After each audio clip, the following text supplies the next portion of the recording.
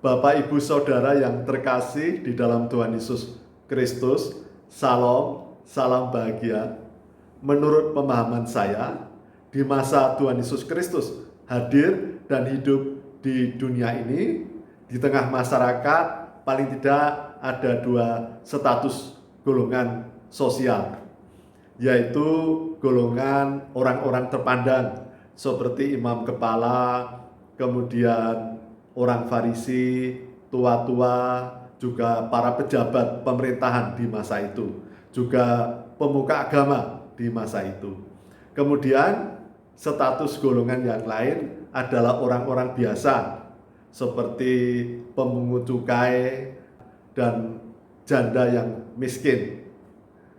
Dua status ini sering diceritakan di dalam Alkitab Perjanjian Baru dan juga sering diceritakan dan menjadi perumpamaan Tuhan Yesus Kristus.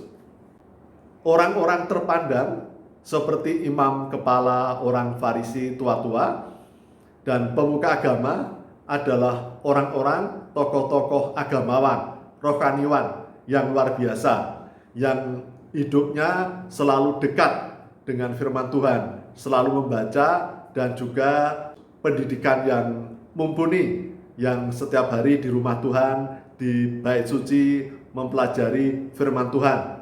Sehingga tokoh-tokoh agamawan ini adalah tokoh-tokoh yang terpandang dan memang secara formal memiliki kemampuan agamawi yang luar biasa. Dan tentu hal tersebut sungguh baik, dan tentu kemampuan di bidang agamawi adalah sesuatu yang sungguh baik.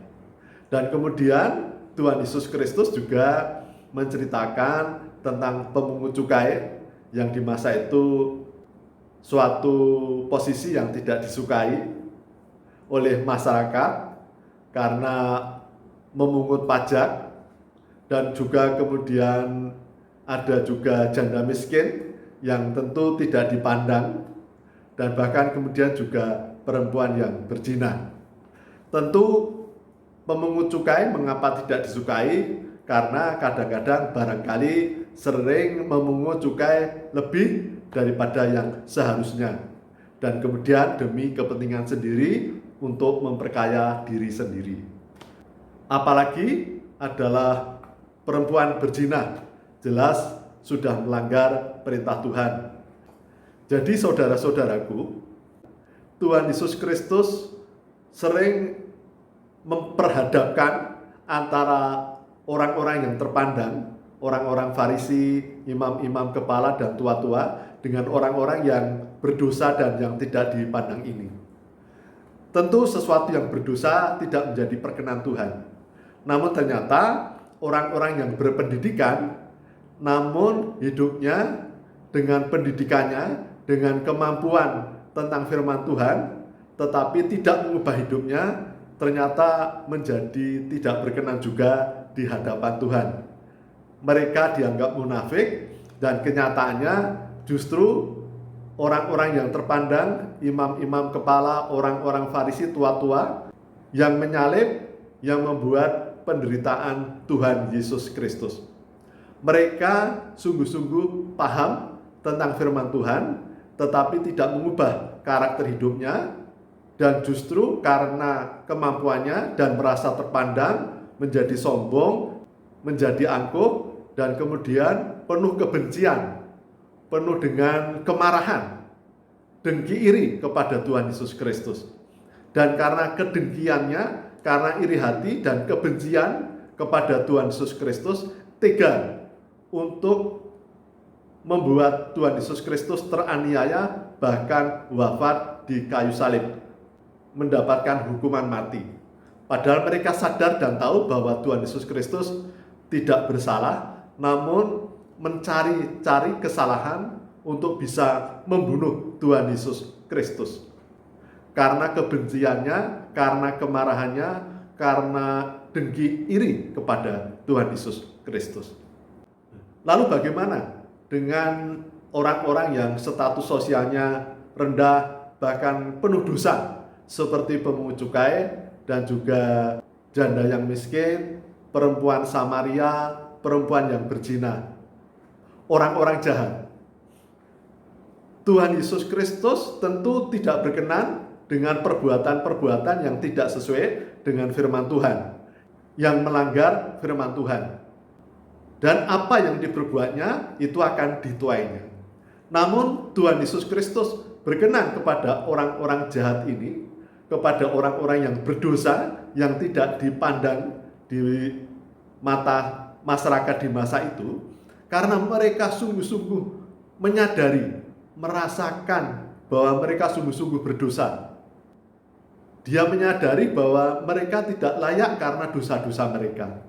Dan bahkan kemudian dia sambil menangis, sambil berlutut, memohon pengampunan, perkenan Tuhan. Dan Tuhan Yesus Kristus justru berkenan kepada perempuan Samaria, para pemungut cukai, Zakeus, Matius, bahkan juga kepada perempuan yang berzina dan penjahat, bahkan kemudian bisa bersama-sama Tuhan Yesus Kristus di Firdaus.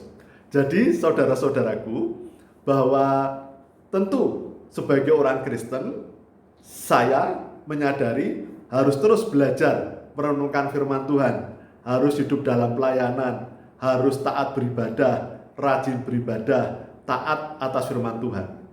Tetapi ketaatan saya juga harus taat untuk mengubah karakter saya, karakter-karakter kedagingan menjadi karakter-karakter buah roh, yaitu kasih, sukacita, kemurahan, damai sejahtera, penguasaan diri, kesabaran, kelemah lembutan, dan sebagainya.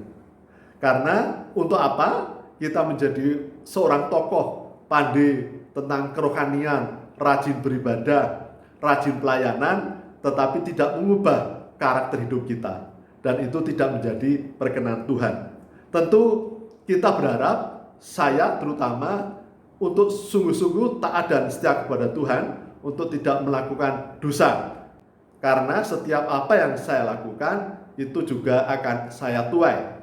Maka dari buahnya lah, maka akan kelihatan apakah kita sungguh-sungguh di dalam Tuhan Yesus Kristus. Kita sungguh-sungguh hidup dalam jalan Tuhan. Jadi saudara-saudaraku, marilah kita hidup taat dan setia kepada Tuhan. Kita rajin beribadah, rajin di dalam pelayanan, tetapi yang pertama kita sungguh-sungguh dapat mengubah karakter kita, dan kemudian kita sungguh-sungguh hidup kita hanya untuk demi kemuliaan nama Tuhan, sehingga kita dapat merasakan damai sukacita, bahagia, dan kita dapat rendah hati hidup kita. Kita tidak seperti orang Farisi, ahli-ahli agama, imam-imam kepala tua-tua yang rajin di rumah Tuhan, rajin di bait suci, rajin membaca firman Tuhan, rajin beribadah, namun tidak mengubah karakter, bahkan kemudian penuh dengan kebencian, intrik-intrik, dendam, kemarahan, dengki iri kepada Tuhan Yesus Kristus yang berlawanan dengan firman Tuhan itu sendiri.